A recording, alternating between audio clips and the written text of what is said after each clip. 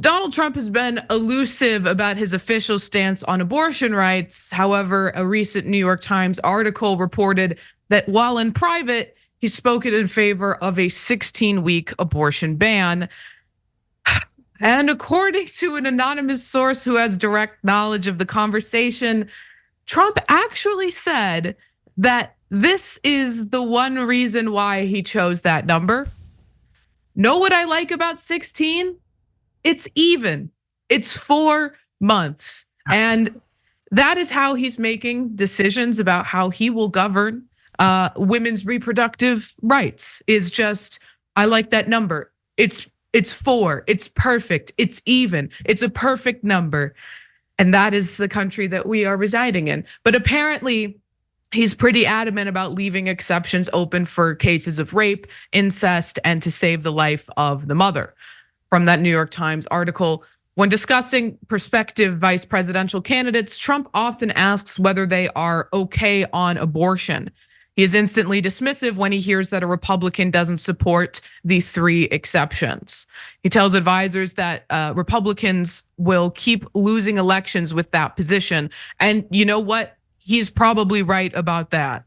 It's a lesson that Republicans seem to just completely refuse to learn. But according to the article, Trump wants to wait until after the Republican primary to officially state his position on the issue because he's afraid of losing support from devout, they say, pro-lifers. I would call them forced birthers. Now, just a little bit of data on abortion.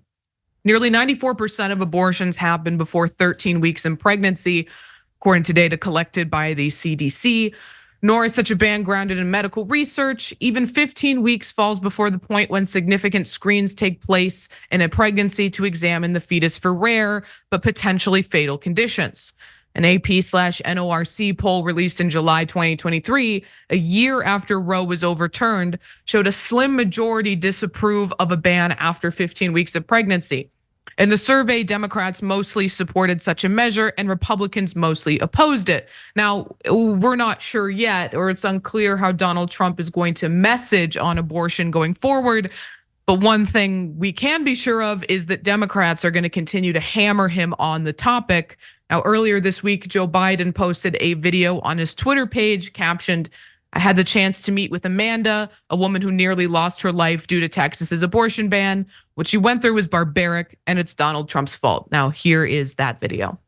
It is unthinkable to me that anyone could cheer on these abortion bans that nearly took my life. Mr. President. Good to see you. Good to see you. Nice to see you. God, doing great. Well, thank you very much. We're very excited to be here. It's important, and we know there's people fighting all over on every level, and that's what it's going to take. We'll be here until the election. And beyond. Watch out. Watch out. Over and over again, Donald Trump brags about killing Roe v. Wade. The stakes of this election could not be higher.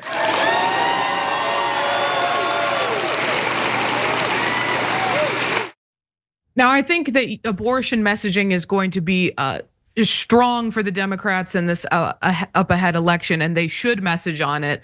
However, it feels kind of hollow coming from Joe Biden, who has spent his career talking about how he sees abortion as a necessary evil and his Catholic faith guides him towards being pro-life. And that type of messaging has played directly into the Republican framing of abortion as some sort of moral issue, as opposed to a health issue, a reproductive rights issue. And that, as well as all of the safe, legal, and rare that the new Democrats have been pushing since Clinton, it hasn't been a strong message for them. It's harmed abortion rights, but I guess that's neither here nor there.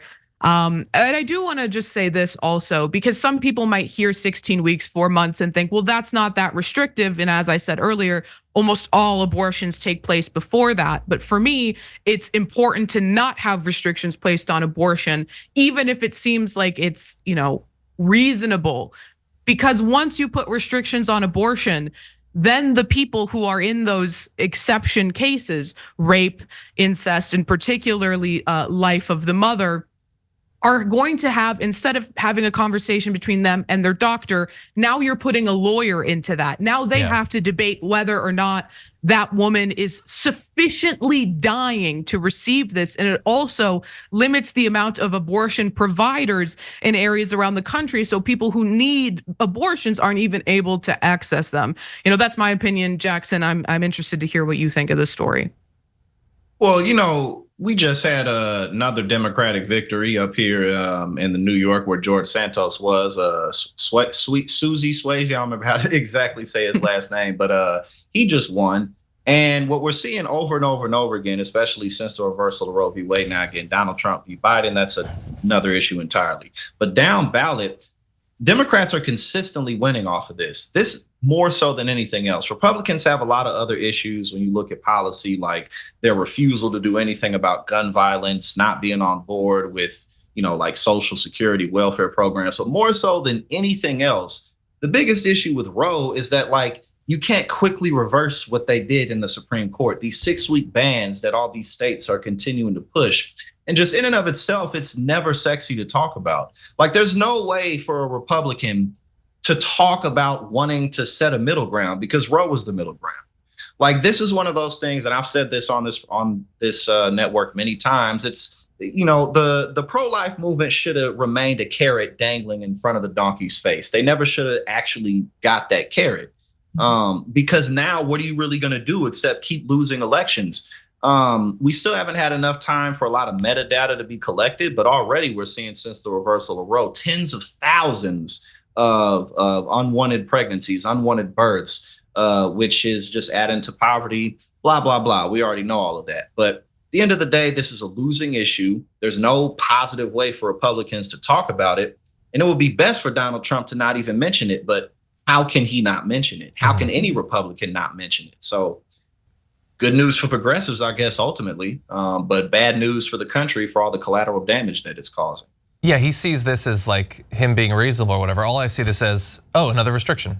You weren't happy with Roe v. Wade. You weren't happy with, the red places being able to totally outlaw it. Now you want to do the federal thing, especially when many Republicans have spent the time between Roe v. Wade being overturned and this saying, oh no, we're not going to do it at the federal level.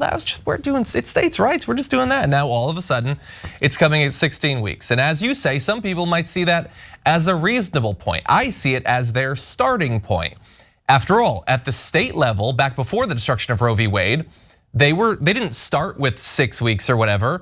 It gradually has been lowered time and time and time again. They start at a number that they think is reasonable, but now it's done. We have a restriction and we can adjust the number way easier than we can pass it in the first place. And as Jackson pointed out, it isn't just that the pro-life movement or whatever wanted to restrict it. They want to do something. They want to be restricting. They're not going to be happy with anything. Even the complete outlawing across the country, by the way, is not going to be enough. That's why they're then going to come for contraception and IVF and those sorts of things. This is not a thing where they have a goal. It is a crusade that they are on that takes different forms depending on how much they've already succeeded. So if Donald Trump wants to have this be one of the things that the election is decided on, I say have at it. I agree with you that Joe Biden hasn't always said the right thing on abortion, but at the very least, if he's president, he's gonna veto any bill like this that they try to pass. Whereas Donald Trump, he says he's okay with 16, but if they take control of the House and the Senate and they say it's 12 or they say it's 8, what is Trump gonna veto that at that point? He's gonna give the middle finger to his base? Hell no. He's gonna sign whatever they send to him, and it might well be something far more radical than what he's saying now. And just, on that note, we've covered a couple times now on this show, Republican operatives have been telling, senators, Republican members of the House to start messaging that they support the same level of restrictions that were in Roe v. Wade originally. But of course, that's not what they actually believe. They just want to be able to get that support because they know it's a losing issue. And Democratic strategists have talked about potentially putting abortion on the ballot in swing states where it's not already protected, because every time abortion's been put to the people, they have voted to protect it. So, that could be a winning strategy for them moving ahead. Hey, thanks for watching that video. We really appreciate it, guys. And we appreciate it if you become members, because that allows us to be independent, honest, progressive, all the things that you don't get from corporate media. And all of that is because of you guys. Hit the join button below and become one of us. Become a Young Turk.